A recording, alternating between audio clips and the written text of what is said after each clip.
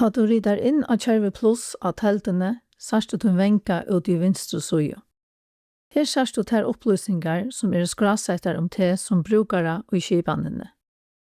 Det opplysningar som navn, tun brukare, hver utbyggving du innskriva eller innskriva over av, og hvort innridanen virkja. Nere under sast en teltopostor, telefonnummer, bostavur og føyingardavur. Niast møvelige skrasettar vimersingar. Vensjen sast i vinstre sujo av teltoskutjanon inni i ötlund tøym og velmøveløgnon som du hevur ovast av sujene. Gjev gator at det imist hverjer av hesum velmøveløgnon tøkjer alt etter hverjan flokkstige du stå.